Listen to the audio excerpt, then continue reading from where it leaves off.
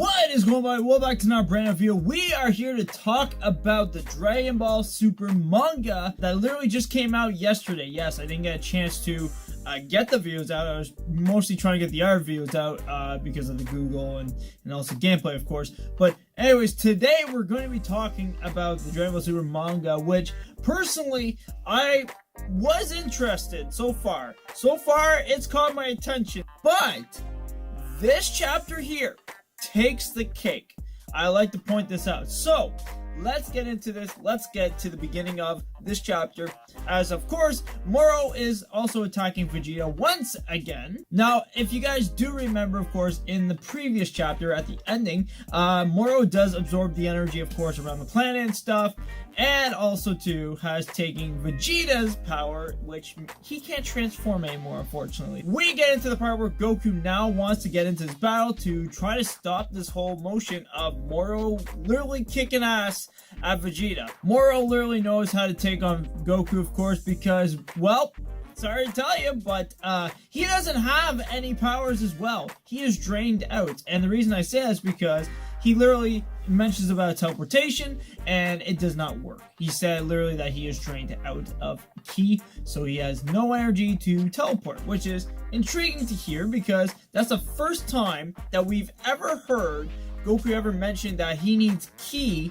to teleport, so it's intriguing to hear that. But anyways, of course, as he is devouring Goku and Vegeta and uses this huge attack, of course, on them, which probably devastates them and knocks them out close to being cold. They're still barely alive, of course, and Moro literally kicks Goku right in the gut, and also too uses I guess levitation, I guess you could say, to make Vegeta go to his hand while he chokes him out. Anyways, of course, he takes their last of their energy, I'm guessing, and all of a sudden, bam, Moro transforms into his younger self one more time, and he literally says that he's got full power again. So of course, Vegeta and Goku are knocked out cold. They are out completely. There's no guarantee that they'll be getting up from that fight at all. So what happens is that Moro literally talks to the guy that was, I guess, one of Frieza's men at the time, and literally I thought for a fact that he was gonna be dead, because he was like, oh, you know, he was like, he was trying to like deceive him by saying like, oh, I wasn't, you know, trying to leave or anything. I was trying to find the Dragon Balls. All of a sudden, yeah. But of course, Moro literally points out, I already know you're trying to deceive me, of course.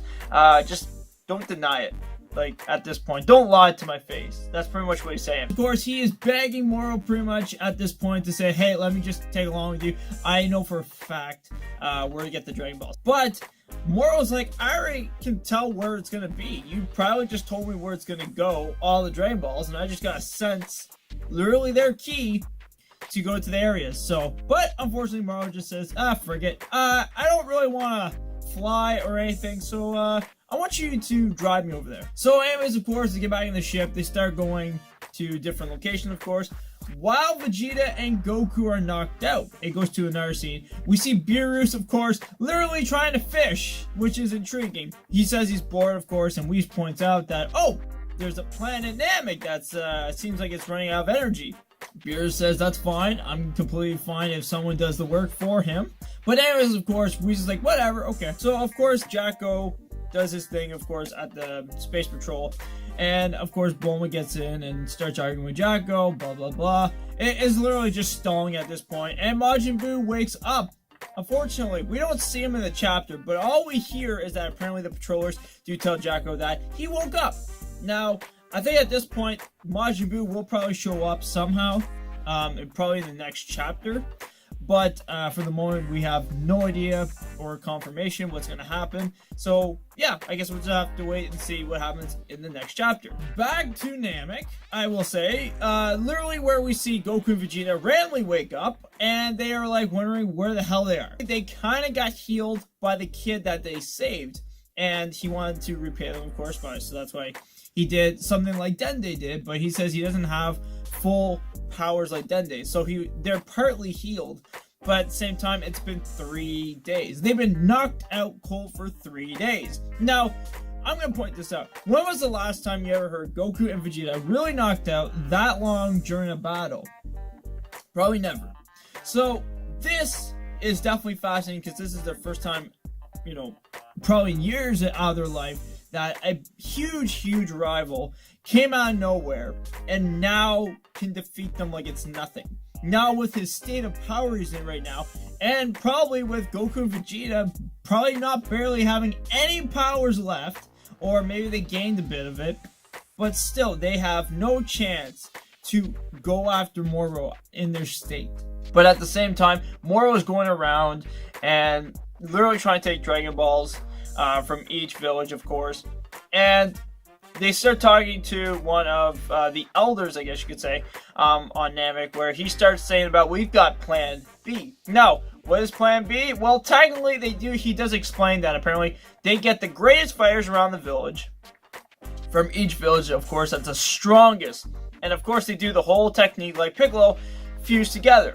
Now, once that happens, as you can see in the chapter, they all fuse together. They go after Moro immediately. But unfortunately, I think Plan B really took the cake, because Moro didn't even have to look at them. He literally just stuck his hand right through them like it was nothing. Now, I don't know if it's because of this arc, or maybe it's because I haven't really read too much of the recent mangas for Dragon Ball Super. I've only read so far this arc, so I can't say too much.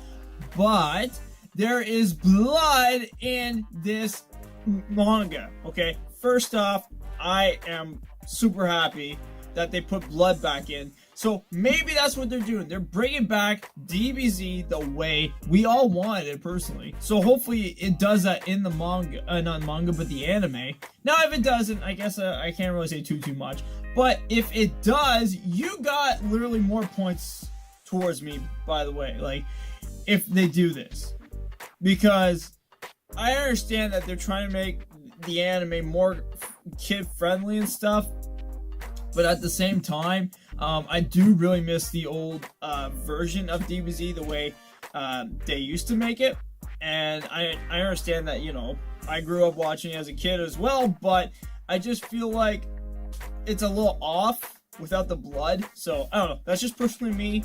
That's just my opinion, but if you feel the same way, let me know as well. But anyways, of course, that's pretty much the end of the chapter. Moro just proudly says, "Oh, I'm sorry. Was I supposed to look at your warrior? I apologize for not seeing his face before I killed him."